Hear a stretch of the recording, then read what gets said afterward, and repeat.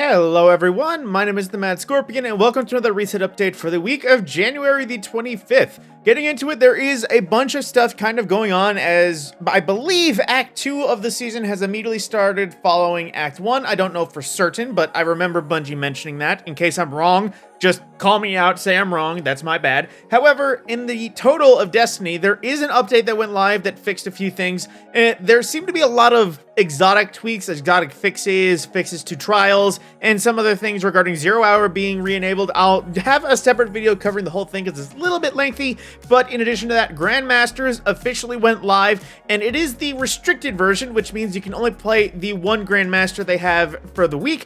In the next coming weeks, though, we will get access to the Grandmaster node that'll allow you to knock out Conqueror as you see fit. But in addition to that, there is increased Crucible rewards as a whole, so once we get to the Crucible section, I'll be sure to remind you all of that. But speaking of Nightfall, it's time to get into that and see what we have for the week. For the first available Grandmaster Nightfall, we have the HyperNet Current Strike, which as a whole, I remember it not being too terribly difficult. It wasn't like the original, Proving Grounds that was a slog and there was multiple retries. I remember doing this, getting caught up in one area, which was like the Sparrow section, and then after that, it was once through, and after playing safe and smooth, it pretty much went over well. So I wouldn't say this is a difficult one unless you just desperately hate the combination of Taken and Vex. On that note, though, it shouldn't be too terrible to get your single completion if you're just trying to get to Conqueror and are ill-experienced. However, in terms of farming, this one might be a good one, because I believe this one is one of those ones that can be easily speedran if you have a team that is well functioning and can get through it quite enough. Speaking of farming, though, this is a good week to farm because it is the first of the brand new Adept Palindromes. I don't know if it's been available off the top of my head prior this week, but this is the first time that it is available Adept, so a lot of people will be hunting for that special Adept God roll, not to mention the bonus rolls and everything else that comes with finding Adept loot and the advantages it brings. On top of that, it's the Palindrome. I'm pretty sure that there is going to be numerous people saying it is still best hand cannon as it was. I don't know if it's worth it for PvE or PvP. It's more lean towards PvP, it always seems, but nowadays Bungie seems to be making a lot of these, at least notable weapons, applicable to both sections of the game. So that being said, it'll definitely be worth it farming it if you're looking for a good roll on something. I just don't know if it'll exactly replace maybe your already current favorite hand cannon. On that note, though, it is, again, something kind of easy to farm, so this could be an opportunity to get some better rolls.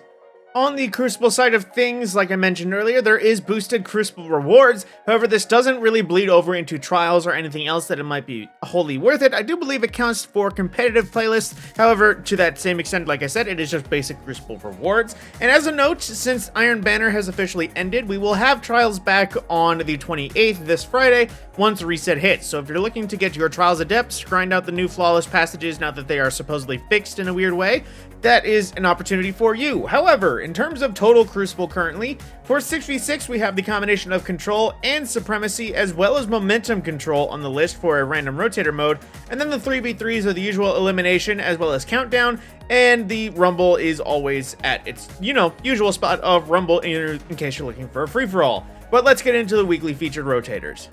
Starting off with the exotic mission, we have the Star-Crossed exotic mission, which as a whole isn't exactly terrible for the solo person in case they are just trying to run to get the exotic or collect any various red borders that came with the Associate Season, which Associate Season being Season of the Wish, it would give you access to some of the original Undying weapons that were prized during this time, or otherwise the craftable red borders from the usual set. I remember Scatter Signal, the fusion rifle, being an excellent choice, and I believe Doom Partitioner was the linear fusion that was a burst and also a pretty good option in case you're willing to hunt down some old craftables that you need to get access to. However, at the same time, the exotic weapon itself is another of the craftable ones with many different catalysts, and that is the Wish Keeper Strand Exotic Bow.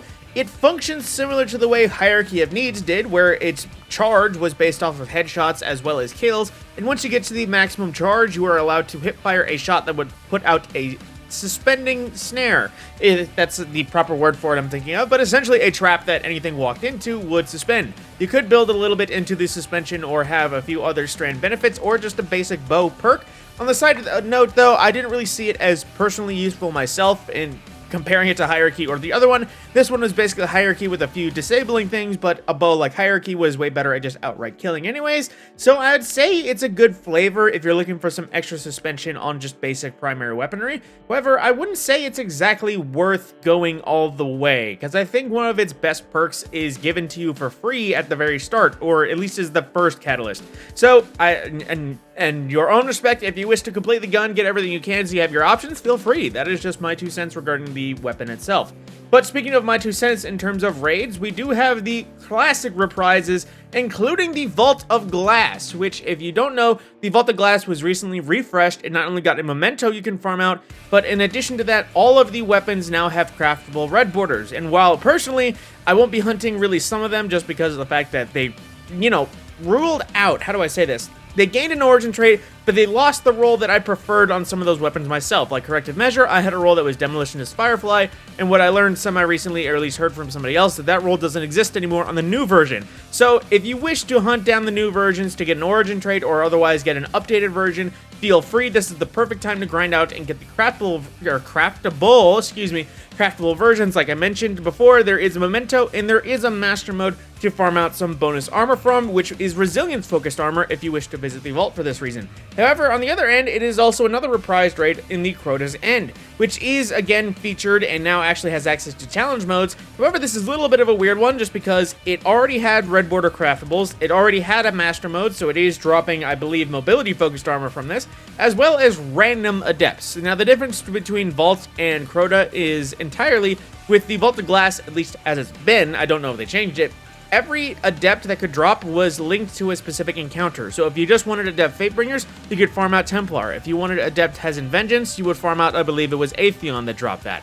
In that same respect, I don't think that is exactly a thing with Crota. I believe, off the top of my head, it is just random adepts. Complete the Adept Master Challenge and you get a random draw. So which one is more farmable for adepts? I would definitely say Vault of Glass plus some simpler encounters nowadays. However, at the same time, if you need to hunt something from each respective raid, go ahead and grind it out. With the dungeons this week, it is the combination of Vesper's Host as well as Grasp of Avarice. If you're surprised by Vespers, basically with the new dungeons under Doctrine, this one then gets placed into the rotation of the list. So instead of being the weekly featured one where you can run 3 times and get 3 sets of rewards, now you can run it infinitely and hopefully get that drop of, what's it called, Icebreaker, in case you haven't before. On that same note though, that doesn't really apply to Grasp of Avarice because while it does have some nifty weapons that can drop from it, its catalyst, or its exotic and its catalyst are quest-based, so there isn't really any random farming. However, Grasp of Avarice is on the table for some pretty solid Artifice armor farming. Because if you don't know, on the Master mode, it is only available when it is the featured mode, and Grasp of Avarice is recent enough that it can drop Artifice armor, but is still old enough that it isn't exactly in tune with some of the more recent Master dungeons. Like, if you just wanted to get Artifice armor between Vespers and Grasp, I would fully say go for Grasp. But if you're still hunting things like Icebreaker, or somehow still don't have a good roll of VS Chill Inhibitor or any of the other VS weapons, I would say Vesper's Host for that farm. But to that same respect, in case you're trying to get any challenges regarding Master, including the Icebreaker Catalyst, this is the only way you can access the Master modes of both of these respective dungeons while it is featured, so be sure to farm out while you can. And while you're talking about endgame content, we of course need to talk about challenge modes. Now, on that same note with Salvation's Edge, we do have the Scenic Route, and speaking of Salvation's Edge, its Master mode armor focus is the Strength focused. Like I just mentioned, Crota's End being featured, all challenges are active at once and infinitely farmable, so be sure to get any that you need. The Root of Nightmares is Illuminated Torment for first encounter challenge. King's Fall is Gaze Amaze for Golgoroth challenge. Valor Disciple is Base Information, which, if I remember, is third encounter challenge. Oh, no, that's Defense is Down. That's second encounter challenge, excuse me. Vault of Glass, once again, being featured. It is all challenges active, all 5 of them, and infinitely farmable. The Deepstone Crypt is the Core 4, aka Tanix Burn challenge. Garden of Salvation is a Link to the Chain, which I forget which one that is. And Last Wish is the Forever Fight challenge. And once again, I'm going to cover it now just because I've mentioned it before, but Dares of Eternity, if you wish to know what these are, go ahead and let me know in the future. However, the Dares of Eternity are Fallen Hive and Zydron for their rotations. Now let's get into seasonal challenges for the week. Starting off with a seasonal challenge, there is defeating combatants with linear fusion rifle final blows, bonus progress, and heresy activities, or by defeating guardians. It specifies linear fusion rifle, and this does seem to be the benefited version with the additional origin trait. However, they don't specify heavy ammo specifically, so I believe you get something like Arbalist or any of the other special ammo firing linear fusions, and kind of do this a little bit simpler. Next is the Minor Blessings of Plenty, which is completing the Nether activity with a large number of minor boons acquired in a single run. I believe once you have enough stacks and combine them and just focus on the minor boons, this will be a pretty easy complete. You just have to remember to do it.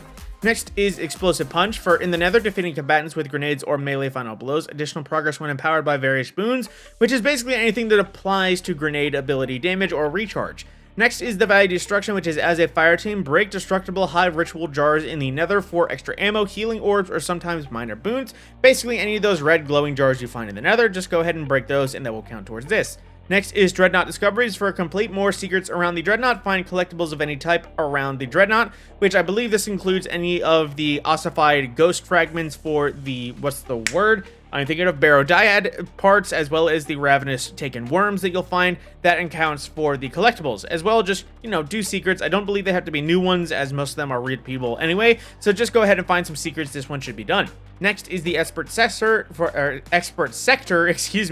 is basically just completing any lost sector on Expert difficulty or higher. This rotates daily, so just keep it track of that.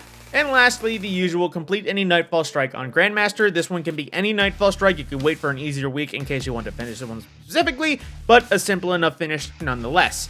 Now, to get into the Eververse. Something nifty on the back end, which we will get to shortly, but on the front page, you do have a few shaders of old. This one, first off, is the Empirical Imperative from Season of the Seraph, which, if you remember the weapons style in the Warmind's Avatar's armor set, this is basically the shader to match all of those weapons. A nice carbon black with a bit of yellow and a little bit of blue, looking a little bit Wolverine-y. Next is the Cursed Azure from Season of the Plunder, which is a little bit better on the weapons, if I recall. Your Guardian is just a little bit of dark, dirty silver and some dirty polished bronze, but aside from that, a little bit of blue, and that is pretty much simply that. The transmat right here is Confetti Entrance, which I think is one of the few ones nowadays that looks like it could be an original creation. As you know, I've mentioned multiple times how many different transmats Bungie makes that are just recolors of different versions. Next is the Dramatic Feint, which is from last season of Revenant, which is just kind of your character, doing that. I think it's to emulate whatever, I remember if it was last season or prior. Actually, no, it's this season, just the Dramatic Feint that your character does a lot of times. Next is the High Energy Dance, which, per the usual when it comes to these things, it's a dance. If it's a reference, I don't know, but I personally don't even care because dances are kind of dumb. But next is the shaders, the first being Royal Welcome in the main page, which is a little bit callous, a little bit chital, but in the end, not exactly bright or shiny, but it could be a nice detail touch-up in case you need something specifically that is a earth tone gray and dark purple. The next is the Oiled Gunmetal, which if you needed to look a little bit shiny, like you are covered in just straight oil, this is one of those things for you. It gives you that weird metallic, I don't know if it's metallic or what the word is, but it's that weird sheen that you see on bubbles. Next is Argent Territorn, which is one of those ones that is a little bit glowy, while it's still not being glowy. Nice red highlights, but a lot of silver, a lot of blue otherwise. Next is the Royal Protector, which is a little bit more callous themed in a weird way. It looks callous, but also not callous somehow at the same time. It might just be because it's callous colors, but not callous's hues, if that makes sense. For our reused transmats, we have Plesiohedral State, which is from Warmind, basically you just forming out of bricks. Next is the Cabal Shield Breaker, which is just you kind of popping out of Cabal, I wouldn't say energy or heads-up display is the thing. And next is the Dreaming Shimmer, which is for sure one of those other ones that was just recolored, retooled, and reused for later seasons. Into the main page, we have the Fireteam Picnic, which is from Season of Revenant, which is basically just you and two others just kind of hanging out and either eating all the things or drinking all the things. And it just kind of continues like this, eating various different items. Next is the Awaken the Warmind emote, which is from Season 3. It is basically just you beep-booping on some computers until it is all done, and then that is just kind of where it ends up. You finish it, and then you are done.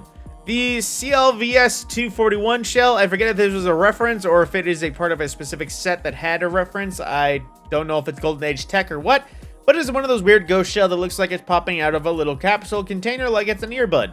Next is the Prometheus OSP, which is basically the closest to a basic astronaut rocket that you're going to get in Destiny, in case you want to look a little bit Golden Age tech. Next is the Archangel's Alacrity, which is basically just another Season 15 Rasputin Sparrow. It's weird to describe, but it looks Rasputin in a season that wasn't Rasputin based. But then the big item this week is the Vanagander, which is a, I forgot what it was called, Gallahorn ornament, giving it a little bit of a Vanaheim Norse look with a nice wolf head and otherwise chainmail and blinking weirdness, because I always forget about that and creeps me out a little bit. But basically another rekind of a classic Norse look for the Gjallarhorn itself. And lastly, as always, a ghost projection that is usually to be ignored. And with that, that is the end of the Eververse update and the end of this week. And this isn't This Week in Destiny. This is the reset update. With that, I will have an update going on further, and I, of course, will be covering the story if there is story to cover. But like I mentioned in the start, I remember it saying basically that Act 1 ends and then Season 2, or Act 2 picks up immediately with the weird way they retooled this season. But we will just have to wait and see. And with that, I will see you in the next video. I hope you enjoyed.